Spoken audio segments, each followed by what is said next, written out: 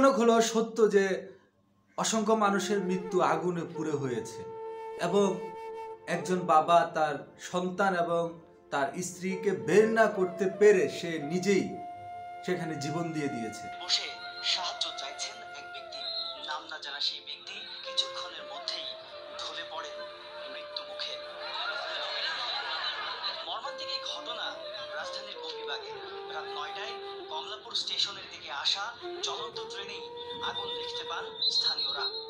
আগুন দেখতে তো অল্প সাধারণ আলো, আমরা তো দৌড়ে আসছি সবাই, ট্রেন থামান এই জায়গায় এসে থামছে।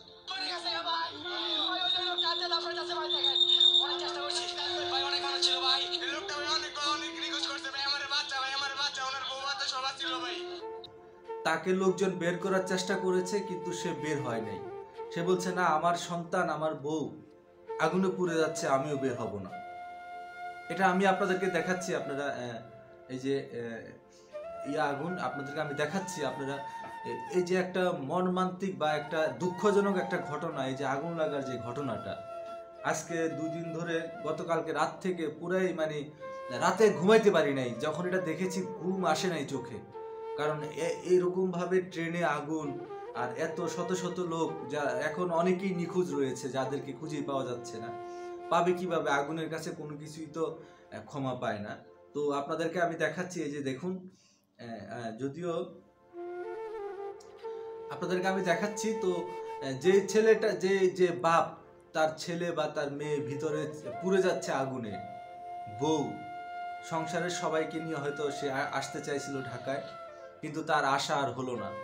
সে ওইখানেই সে আপনার নিজের জীবন ইচ্ছাকৃতভাবে নিজের জীবন দিয়ে দিয়েছে, কারণ যেখানে তার সন্তান পুড়ে গিয়েছে, তার বউ পুড়ে গিয়েছে, সেগুলো সহ্য না করতে পারে। তাকে লোকজন বের করতে চাইছে যে আপনি উনি কিন্তু 2 হাত এভাবে দিয়ে উনি বের হতে চাইছে, কিন্তু উনি বের হয় নাই।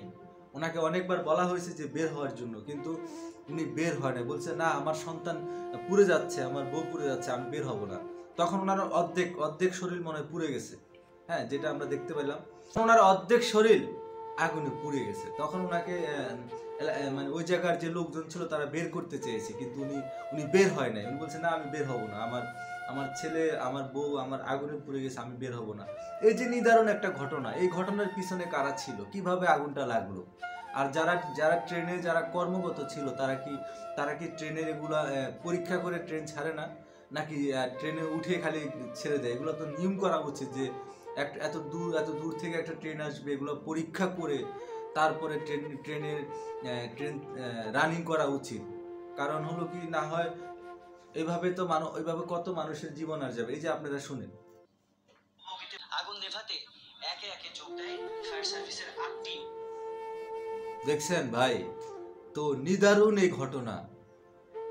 এই ঘটনা কেন ঘটলো, কি কারণে ঘটলো, আমি দেশবাসী বা সরকারে যারা আছে তাদেরকে অনুরোধ করবো যে এটার পিছনে কারা ছিল। মানুষের জীবন এভাবে মুরগির মতো, মানুষের জীবন কিভাবে মিনিটে সব ধ্বংস হয়ে যাচ্ছে।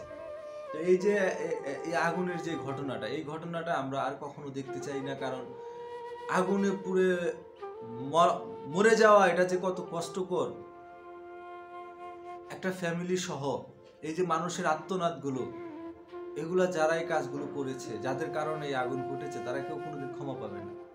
আর সবচেয়ে বড় কথা হলো যে আপনারা যারা এই ভিডিওটি দেখতেছেন, আপনারাও নিজেরাও হয়তো দেখেছেন যে কিভাবে সোশ্যাল মিডিয়া, আমি রাতে ঘুমাইতে পারিনি, আমার রাতে ঘুম হয় নাই, কারণ এই আগুনে পুরে আগুনটা ধাউ ধাউ ধাউ ধাউ করে আগুন জ্বলতেছে।